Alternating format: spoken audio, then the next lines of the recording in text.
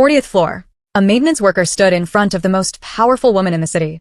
His uniform was stained with oil and dust from the building's hidden machines. Her office was all glass, marble, and quiet power. Whitfield Tower felt like a world that did not belong to someone like him. Sloane Whitfield had not summoned anyone to her private office in 3 years. Not like this. Not with that sharp, haunted look in her eyes. Then she asked him the question that had already started spreading through the building like wildfire. Why does your daughter call me mommy? The words landed like cold water. They were simple, but they cut deep. By now, everyone had heard what happened in the elevator. A little girl, maybe 5 years old, had shouted mommy in a crowded space. She had reached for the CEO, who was famous for never smiling. A woman people whispered about, as if she were made of ice. But Cole Harrison did not flinch. He did not look away. He studied the woman behind the desk, the woman whose hands shook even while she tried to hide it. And he answered with the only truth he had. Because she doesn't know what a mother looks like. She only knows what a mother feels like. For a moment, Sloane Whitfield could not speak. And what happened next would pull them both apart, then somehow begin to put them back together. Cole had worked nights at Whitfield Tower for almost 2 years. Most people in the city had no idea what the building looked like after dark, when the offices were empty and the hallways turned quiet and cold. But Cole knew. He pushed a heavy cart along shining marble floors long after the last executives went home. He cleaned. He repaired. He fixed what broke. He did the work no one praised, the work people only noticed when it did not get done. The pay was $12 an hour. It was not much. It barely covered rent, groceries, and the small costs that kept showing up like weeds. But the job came with something more valuable than money. It came with flexibility. His supervisor, a tired man named Doug, had eyes that suggested he had seen too much life to judge anyone else. Doug did not ask many questions. He just cared that the work got done, and the building stayed running. Doug let Cole clock in at 6 in the evening and clock out at 2 in the morning. That schedule mattered. It meant Cole could pick up his daughter from kindergarten at 3. He could spend the afternoon with her, feed her dinner, help her wash up, get her into pajamas, and settle her down before he left for work. It was not perfect. Nothing had been perfect since Meredith Harrison died. But it was enough to keep them from sinking. And some days, enough was all Cole could ask for. The hard part was the gaps. Rosie's babysitter, a retired teacher named Mrs. Finley, lived 2 doors down. She had been steady and kind for 18 months. She treated Rosie like a grandchild. She made simple dinners and told stories and made sure Rosie brushed her teeth. She was reliable, the kind of help Cole prayed for. Then Mrs. Finley's sister in Florida got sick. Everything changed overnight. Suddenly Cole stared at a calendar full of empty spots. Nights he had no one to watch Rosie. Hours he had to work and no safe place to leave his child. He tried to solve it. He asked other neighbors. He asked around at church. He looked for daycare programs. He even paid a teenager down the block who promised she was great with kids. Nothing lasted. The neighbors had their own lives and their own responsibilities. The church daycare closed at 5, long before Cole's shift. The teenager spent more time staring at her phone than watching Rosie. So when there was no one else, Cole did the only thing he could. He brought Rosie to work. Deep in the basement of Whitfield Tower, next to the mechanical systems, there was a storage room. It was cramped and dusty, filled with old office chairs, broken desks, and boxes of forgotten files. Cole cleaned a corner and dragged in a small couch months earlier. The couch was faded, the cushions thin, and it carried a mild smell of dust that never fully left. Rosie called it her secret fort. She would curl up there with her stuffed bear, a worn-out toy named Mr. Buttons. The bear had been washed so many times his fur lay flat and rough. Rosie loved him anyway, the way children love something not because it is perfect, but because it has stayed. She would draw pictures until sleep took her. Cole checked on her every 30 minutes. Each time he opened that storage room door, his heart tightened like a fist. He would listen for her breathing. He would watch her chest rise and fall. Only then could he keep working. The guilt never left him. A 5-year-old should not spend nights in a basement. But the other option was worse. No job meant no rent. No rent meant losing their apartment. Losing the apartment meant no stability, no food on the table, no way to keep Rosie safe. Rosie never complained. That was what hurt Cole the most. She treated those nights like adventures. She whispered to Mr. Buttons about the castle they were exploring. She asked Cole if dragons lived near the boiler room. She turned ugly things into games, as if she could paint bright colors over the dark parts of life. She had her mother's imagination. And she had her mother's eyes too. Wide, brown, and full of a light that seemed impossible in a child who had already lost so much. Some nights, Cole would look at her asleep on that old couch. Her pink shoes were often still on because she refused to take them off. And something inside his chest would crack. Those shoes. Meredith had bought them 2 weeks before the accident. They were too small now. They pinched Rosie's toes. Cole had tried to replace them more than once, bringing home new shoes in brighter colors, shoes that would actually fit. Rosie would shake her head and cling to the old pair. Mommy picked these, she would say, as if that settled everything. And maybe it did. The question started about a year after Meredith died. Rosie was 3 then, old enough to notice patterns in the world. old enough to see other children at daycare being picked up by someone they called mommy. She saw moms braiding hair, kissing scraped knees, holding hands in parking lots, lifting kids into car seats. One night, Rosie tugged at Cole's sleeve. "Daddy, what does a mommy do?" Cole froze. How do you explain a mother to a child who will never remember hers? Pictures did not help. Rosie did not recognize Meredith in photographs. She could not connect that smiling face to anything real in her own mind. Meredith looked like a stranger to her. So Cole explained the only way he could. He told Rosie what a mother does. A mother is the person who kneels down when you fall. A mother ties your shoes and checks them twice, because once is never enough. A mother looks at you like you are the most important thing in the world. A mother smiles just because she sees your face. A mother is warmth, safety, the feeling that you matter. Rosie listened carefully. She nodded slowly, as if she was building a map in her head. And from that day, she searched for her mother everywhere. The first time Sloan Whitfield saw Rosie, it was 11 at night on a Tuesday. Sloan had stayed late at the office to review contracts. She stayed late most nights. Work was easier than home. Work was numbers, schedules, and control. Home was an empty penthouse filled with silence and memories she could not face. That night, the elevator doors opened to the parking garage. And there, sitting cross-legged on the concrete floor with crayons scattered around her, was a child. Sloan stopped breathing for a second. The girl could not have been older than 5. Her brown hair was messy, pulled into a lopsided ponytail. She wore pink shoes that looked too small for her feet. She hummed a tune with no clear melody, completely absorbed in her drawing. She did not look up until Sloane's heels clicked on the floor. "Hello," the girl said brightly, like it was perfectly normal to meet a stranger in a garage at 11 at night. Her eyes were wide and curious. She was not afraid. Sloan could not answer. Her gaze locked on those pink shoes. The toes were scuffed. The straps were fraying. The shade of pink was the exact bubble-gum color Sloan remembered from her own past. For 3 seconds, time stretched. Sloan could not move. She could not breathe. She could only stare and feel something split open inside her chest. Then she turned and walked away, her heels too loud in the empty garage. Her hands shook so badly, she nearly dropped her keys. She told herself she would not go back. She told herself it was nothing. Just a child. Just coincidence. Just a pair of shoes. But the next night, Sloan found herself leaving her office again around 11. And the night after that. The girl was not always there. Some nights the basement hallway was empty, and Sloan felt something she refused to name. Something close to disappointment. But when the girl was there, Sloan slowed her steps. She let her eyes linger on the small figure with crayons and a stuffed bear and the pink shoes. She did not speak. She did not come close. She only watched from a distance, like someone watching a fire while fearing the warmth might burn. On the 4th night, the girl noticed her. "Hello, elevator lady," the child called out, waving with a crayon still in her fist. Sloan nodded stiffly and kept walking. But something inside her shifted. A wall she had built for years developed a crack. On the 5th night, the girl was crying. Small hiccuping sobs echoed off the concrete. She sat in a corner with her knees pulled to her chest. Her face was buried in the rough fur of Mr. Buttons. The basement lights had flickered. Some electrical glitch lasted only about 10 seconds. But in a basement, 10 seconds of darkness can feel endless. Sloan stood about 20 feet away, with her hand pressed against the cold wall. She watched the child shake with fear. She did not go to her. She told herself she could not. But she stayed until the crying slowed, until the girl lifted her head and saw Sloan standing in the shadow. "Are you scared of the dark too?" the girl asked in a trembling voice. Sloan's throat tightened. "Yes," she heard herself say. It was the first word she had spoken to the child. And it was not a lie. She was terrified of the dark, not the absence of light, but the darkness that had lived inside her for 3 years. The shadows that arrived whenever she stopped moving long enough to feel what she had been avoiding. The 6th night changed everything. The girl struggled with her shoes. The straps had finally failed, and Cole had replaced them with laces. But Rosie's little fingers could not manage the knot. She tugged and pulled, her face tight with frustration. Then she tripped. It was not a terrible fall. Her knees hit the concrete. Her palms scraped the rough surface. But the sound she made, that small cry of surprise and pain, cut through Sloan like a knife. Before Sloan could stop herself, she moved. Her heels clicked fast. Her expensive suit rustled as she dropped to her knees. The hands that signed billion-dollar contracts, the hands that built an empire, reached gently for the child's shoe. "Let me," Sloan said quietly.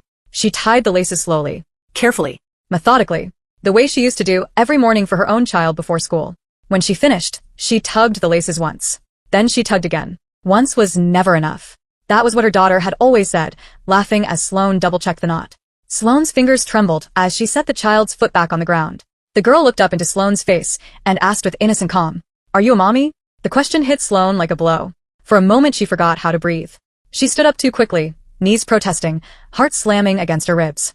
She did not answer. She turned and walked away almost running. Her heels struck the concrete like gunshots. Behind her, the girl called out, but Sloane did not stop. She could not stop. A week later, it happened in the elevator. Sloane had just come out of a board meeting. Her mind was full of numbers, strategies, and projections. She stepped into the elevator with a few executives, 2 assistants, and a security guard.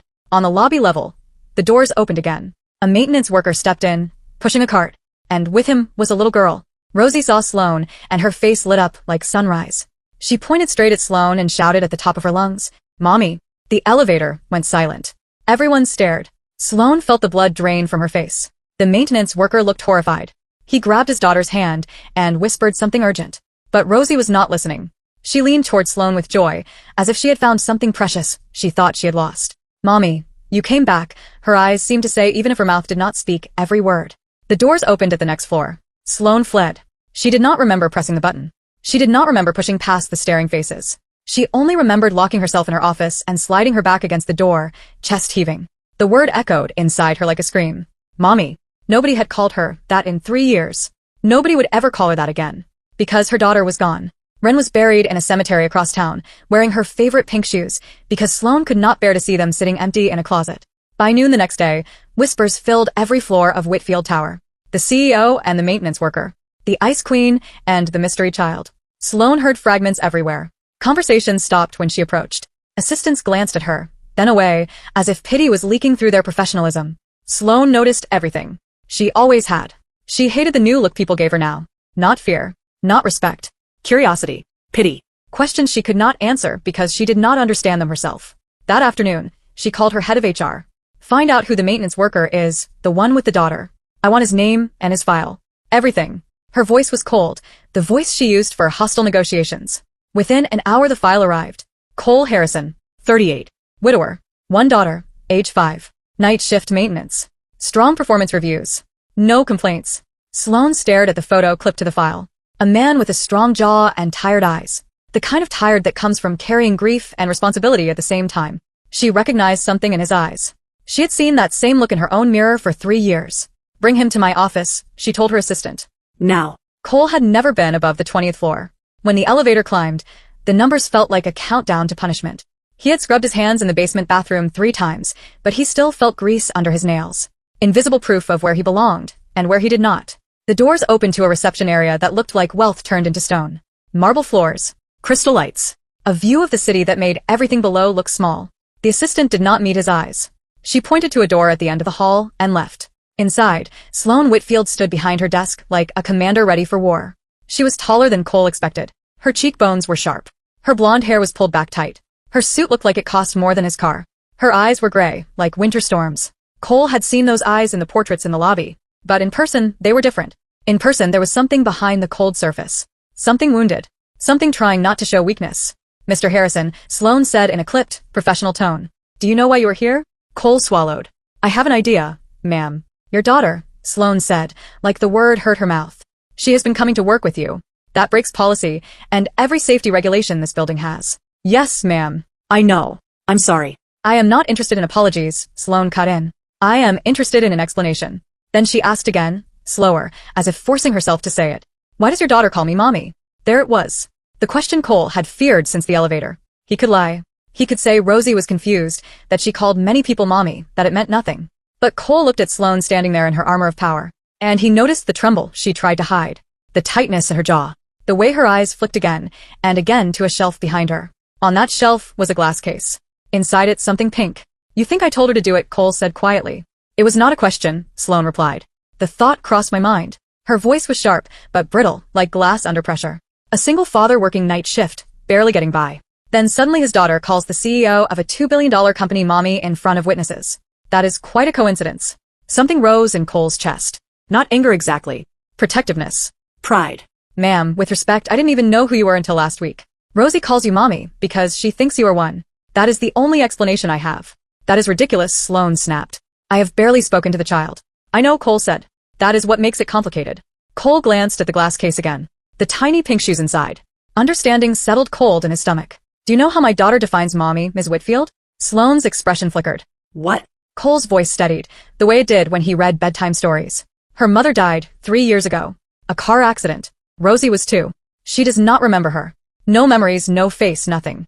So, I couldn't explain what a mommy looks like. I had to explain what a mommy does. Cole continued, careful but honest. I told her a mommy is someone who kneels down when you fall. Someone who ties your shoes and checks twice because once is never enough. Someone who looks at you like you are the most important thing in the room. Someone who smiles when they see you, even when everything else is falling apart. Sloane's face went pale. Her hand gripped the edge of the desk like it was the only thing keeping her standing. Rosie's been looking for a mommy ever since, Cole said. She called her preschool teacher mommy once. She called our neighbor, Mrs. Finley, mommy twice. Every time they corrected her, and she accepted it. Cole met Sloane's eyes. But with you, she won't accept it. With you, she is sure. And I didn't understand why until I watched you in the garage that night. What night? Sloane whispered. The night she fell. The night you tied her shoes. Cole stepped forward, then stopped himself, keeping distance. You knelt down to her level. You tied the laces slowly, carefully. Then you tugged on them twice. And when you looked at her, Cole's voice cracked slightly. Your face changed. You smiled. I don't think you even knew you did it. But Rosie saw it. And that was enough. Sloane pressed her hand to her throat, as if checking whether she could still breathe. I didn't smile, she said. I don't smile. You did, Cole replied gently. You haven't smiled in 3 years. Everyone in the building knows it. People call you the Ice Queen when they think you cannot hear. But you smiled at my daughter. And she felt it. Kids don't understand masks the way adults do. They don't see the walls we build. They just see the cracks. Silence filled the room. Only the soft hum of air conditioning remained, and the distant murmur of the city. Sloane's control began to break at the edges. Her lip trembled. Her eyes shined with something gathering. Then she spoke again, her voice hollow and strange. Those shoes. The pink ones she wears. Where did you get them? Cole blinked, surprised. My wife bought them before she died. Rosie won't take them off even though they're too small. She says they're special because her mommy picked them. Sloane made a small sound, like pain escaping without permission. She turned away and walked to the shelf. She stood with her back to Cole, fingers pressed against the glass case. When she spoke, her voice was barely there. My daughter had shoes like that. Same color. Same style. She was wearing them when she died. The words hung in the air. Cole felt as if the floor shifted. I didn't know, he said quietly. I'm sorry. Don't, Sloane whispered, voice cracking. Don't apologize. You didn't know. You couldn't have known. Her fingers traced the glass as if trying to touch what was inside without opening it. Ren. That was her name. She was 5. She loved elevators. She loved waving at strangers. She loved when I tied her shoes. She always said once wasn't enough. She made me do it twice every time. Cole closed his eyes. The coincidence was too sharp, too painful to feel random. 2 daughters, both 5. 2 mothers gone. 2 pairs of pink shoes. And somehow these pieces had collided in the basement of a tower that rose into the sky. I want to see the drawing, Sloane said suddenly. Cole nodded. I can bring it.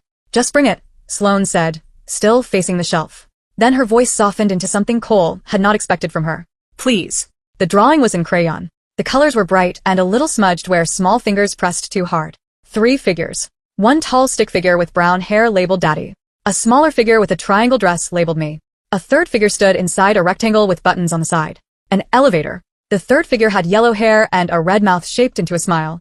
Underneath, in wobbly kindergarten letters, was one word. Mommy. Sloane held the drawing like it could break if she breathed too hard. Her fingers shook at the edges. She stared at the smiling face, the yellow hair, the red mouth. And something in her collapsed. Not loudly. Not with drama. Quietly. A slow fall of walls that had stood for years. She drew me smiling, Sloane whispered. She draws what she sees, Cole said. Or what she feels, Sloane asked, voice thin. I haven't smiled in 3 years. Not once. Not for anyone. Sloane looked up. Her eyes were wet now. Not fully crying yet, but shining. How did she see it? Because you did smile, Cole said. Maybe you didn't mean to. Maybe you didn't notice, but you did. And Rosie felt it. Kids see what we try to hide, he continued. They see the soft parts we bury. Sloane set the drawing on her desk with careful hands, as if placing something sacred. Her hands were shaking openly now. She walked to the window and rested her forehead against the cold glass. The city below looked like a kingdom she owned but no longer wanted. Why does your daughter call me Mommy? Sloane asked again. This time the question sounded different. Softer. Broken. Cole stepped closer, then stopped at a respectful distance. Because she doesn't know what a mother looks like, he repeated. Her mother died when she was 2. She has no memory. So I told her what a mother does. A mother kneels down when you fall. A mother ties your shoes and checks twice. A mother looks at you like you matter more than anything else in the room. A mother smiles when she sees you, even when she is tired and hurting. Cole's voice lowered. And somehow, in a building where most people don't even know her name, you did all of that. You are the first person outside of me who made my daughter feel like she mattered. Sloane's shoulders began to shake. She pressed her hand to the window as if the glass could keep her from collapsing. So when she calls you mommy, Cole said, she is not confused. She is not being used. She is not lying. She is calling you what you feel like to her. She is calling you the definition of that word. Sloane turned around. Tears streamed down her face now, cutting through perfect makeup and dripping onto the collar of her expensive blouse. She did not wipe them away. For the first time in 3 years, she let herself be seen. I stopped being a mother the day Rin died, she said. Her voice sounded wrecked. I stopped being anything. I just became this. She gestured at the office. The glass. The steel. The empire. I thought if I built enough and worked enough and controlled enough, I could fill the hole. But it never filled. It just got darker. She walked back to the shelf and lifted the glass case. Her hands trembled as she opened it. It was the first time in 3 years. Inside, the tiny pink shoes were perfectly preserved, untouched by time. She lifted one shoe and held it in her palm like a wounded bird. She was wearing these when the car hit, Sloane said. I was supposed to pick her up from school, but I had a meeting. I sent the nanny instead. The truck ran a red light. Her voice broke. They let me keep the shoes. I don't know why. Maybe they thought it would help. It didn't. Cole did not speak. There was nothing he could say that would repair that kind of grief. He only stood there and let the truth exist in the air, finally allowed out of its locked box. Your daughter, Sloane continued, voice raw. She looked at me like I was someone worth seeing. Not just the CEO. Not just the woman who signs checks. She looked at me like I was human. Like I was still something. She couldn't finish the sentence. Like you were her mother, Cole said softly. Sloane nodded, tears falling. I haven't been looked at like that since Run. I didn't even know I still remembered what it felt like.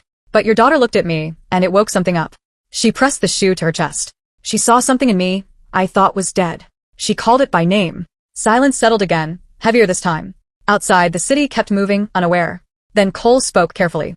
I don't want to replace Ren. And I don't want you to replace Meredith. That isn't what this is. Then what is it? Sloane asked. Cole looked at the drawing on the desk. The smiling figure in the elevator. I don't know, he admitted. But my daughter hasn't been that happy since her mother died. And I think there's a reason she found you. I don't know if I believe in fate. I don't know if I believe in God like some people do. But I believe in her. And she believes in you. Sloane set the shoe back inside the case, but she did not close the lid. She left it open, letting air touch the shoes for the first time in years. A small act. A beginning. I don't know how to do this, Sloane confessed. I don't know how to be around kids anymore. I don't know how to be around anyone. Neither do I, Cole said. Honestly, I've been faking it for 3 years. Some nights I lock myself in the bathroom and cry so Rosie won't hear. Some mornings I can barely get out of bed. But I get up anyway because she needs me. Cole met Sloane's eyes. Maybe that is all anyone can do. Get up anyway. Sloane wiped her face with the back of her hand, smearing mascara, looking suddenly younger and fragile, nothing like the ice queen the building feared. I'd like to see her again, Sloane said quietly. Properly this time. Not in a parking garage at midnight. Not running away. She took a shaky breath. I don't know what I can give her. I don't know what I can be. But I would like to try if you'll let me. Cole thought of Rosie. Of her drawings. Of the way she talked about the elevator lady. He thought of what it might mean to give Rosie something he could not give alone. Not a replacement mother. Something different. Something that did not have a name yet. She has soccer practice on Saturday mornings, Cole said. The field behind the elementary school on 8th Street. Game starts at 10. Sloane's eyes widened. You want me to come? I want you to decide if you want to come, Cole replied. He picked up the drawing, looked at it once more, then placed it back on Sloane's desk. This is yours. She would want you to have it. Cole turned to leave, then paused at the door. Ms. Whitfield. Sloane's voice came soft. Just Sloane. Cole nodded. Sloane. For what it is worth, I don't think it is an accident that she found you. And I don't think you smiled by accident either. Maybe some part of you has been waiting to be found. Cole left before Sloane could answer. The elevator carried him down to the basement, back to the cart and the tools, back to the storage room where Rosie was probably awake by now, wondering where he went. But something had shifted. The weight on his shoulders did not feel lighter, exactly. It felt shared. For the first time in 3 years, Cole did not feel completely alone. Saturday morning arrived. The soccer field was chaos. Small children in oversized jerseys chased the ball in confused circles. Parents lined the sidelines with folding chairs and coffee cups. Nobody kept score. The goal was mostly to run and laugh, and not cry too hard when someone tripped. Cole stood near the bleachers, watching Rosie spin in circles that had nothing to do with soccer. Her ponytail bounced. Her pink shoes flashed against the green grass. Last week, she had finally let Cole replace the straps with proper laces. A small victory. At 10:15, a black car rolled into the parking lot.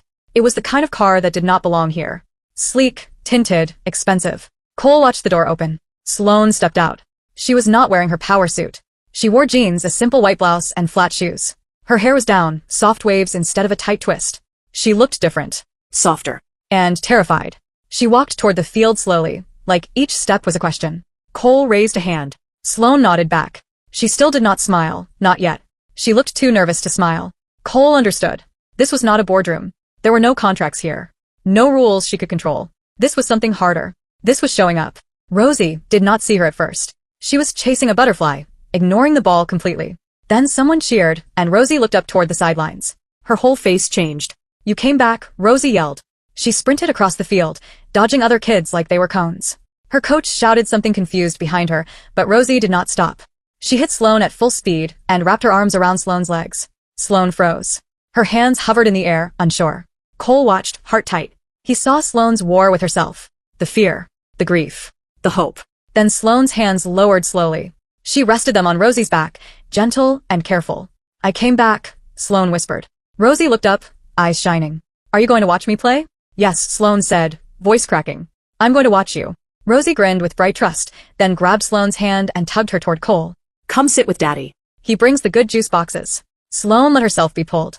She sat on the grass beside Cole, shoulders nearly touching. They watched a soccer game where most of the kids did not know the rules. Rosie waved at them constantly and forgot the ball whenever she wanted to make sure they were still watching. Cole and Sloane did not talk much. There was not much to say yet.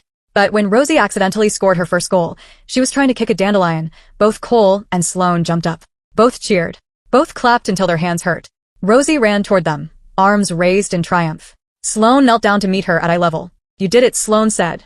Rosie threw her arms around Sloane's neck. "Did you see? Did you see?" "I saw everything," Sloane said. For a moment they stayed like that. A child who had been looking for something. A woman who was beginning to remember what it felt like to be found. When Sloane stood up, her eyes were wet. But she was smiling. Actually smiling. The first real smile she had allowed herself in 3 years. Cole pretended not to notice. He handed her a juice box instead. Apple or grape. Sloane blinked, surprised by the normal choice, and then she laughed. It sounded rusty, like a door that had not opened in a long time. "Apple," she said. "Thank you." They sat back down and watched the rest of the game in quiet comfort. And something that had been broken for a very long time began, slowly, to mend. 6 months later, Saturday dinners had become a tradition. Every week Sloane drove her expensive car to Cole's small apartment. The building's elevator was broken more often than it worked. Sloane climbed the stairs without complaint. She brought groceries because Cole would not accept anything else. Sloane learned to make spaghetti because it was Rosie's favorite. The kitchen was too small for 3 people, but they made it work. They bumped elbows, stepped on each other's feet, and laughed at the mess. Rosie did not call Sloane Mommy anymore. The word had changed over weeks. First it became Miss Sloane. Then it shortened into Slow, a nickname that made Sloane smile every time she heard it. "Slow, watch this.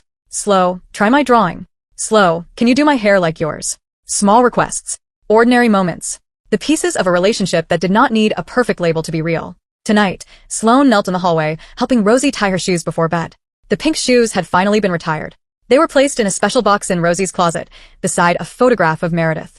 The new shoes were purple, chosen after 2 hours at the store and serious thought. Sloane tied the laces slowly. Then she tugged once. Then she tugged again. "Slow," Rosie asked, voice sleepy but curious. "Why do you always tie them twice?" Sloane paused, fingers resting on the knot. She looked up at Rosie, at this child who had reached through 3 years of ice and found the person buried underneath. Then she looked at Cole standing in the doorway of the kitchen, watching. Cole nodded once. A small permission. A shared understanding. "Because once is never enough, sweetheart," Sloane said softly. "Someone taught me that a long time ago. Now I'm teaching you." Rosie nodded seriously like this made perfect sense. Then she hugged Sloane goodnight and padded off to bed, purple shoes perfectly tied. 2 adults remained in the hallway of a small apartment that somehow felt bigger than any penthouse. Cole walked Sloane to the door at 9:30, as he did every Saturday. Sloane held her keys, but did not leave right away. She lingered like she was afraid the moment would disappear if she stepped away. "Rosie left something for you," Cole said, holding up a folded piece of paper. "She said to give it to you when you were leaving." Sloane took the paper with careful hands. She unfolded it under the hallway light and went still. It was a drawing. 3 figures holding hands on green grass under a yellow sun. The tall figure on the left had brown hair, labeled Daddy. The small figure in the middle wore purple and was labeled Me. The third figure on the right had yellow hair and a smile. This time she was not stuck inside an elevator rectangle. She stood beside them. Under the figures, in Rosie's improving handwriting, were 3 words. Not Mommy. Better. Sloane made a sound that was half laugh and half sob. She pressed the drawing against her chest. "Better," she repeated softly. "I think I like that." Cole smiled. "She worked on it all week. Made me promise I wouldn't peek." Sloane traced the crayon figures with her finger, the linked hands, the bright sun. "What does better mean?" she asked. Cole thought about it. A child's logic could be simple and deep at the same time. I think it means you are not trying to be someone else, Cole said. You are not trying to replace anyone. You're just you. And to her, that is better than any label. Sloane folded the drawing and placed it in her purse beside her phone and wallet, beside the tools of her powerful life. Tomorrow she would frame it. It would hang in her office near the glass case with Ren's shoes, two painful memories from two different lives sharing space in the same room. Same time next Saturday, Sloane asked. Same time every Saturday, Cole said. Sloane nodded and stepped into the hallway. Then she turned back. Cole, thank you for letting me be part of this. Whatever this is. Cole leaned against the door frame, tired but steady. Thank you for showing up, he said. That's the hardest part. The showing up. Sloane smiled again. A real smile that reached her eyes and stayed there. I'm learning, she said. She drove home through quiet streets. The city had a late-night silence that felt different now. The drawing sat on the passenger seat, three crayon figures holding hands under a sun. At a red light, Sloane looked at the word again. Better. Not a replacement. Not a copy. Something new. The light turned green and she drove on. For the first time in 3 years, she did not dread going home. The penthouse would still be empty when she arrived. The silence would still echo. Memories would still wait in corners. But something had changed. The darkness did not feel as absolute. The quiet did not feel as final. Because somewhere across the city, in a small apartment with a broken elevator, there was a child who believed Sloane was worth something. A child who did not see an ice queen. A child who saw a person. Someone worth drawing. Someone worth naming. Someone better. Sloane Whitfield smiled alone in her car near 11 at night, tears on her cheeks that felt less like an enemy now and more like proof that she could still feel. The ice was melting. And next Saturday, she would show up again. Because once was never enough.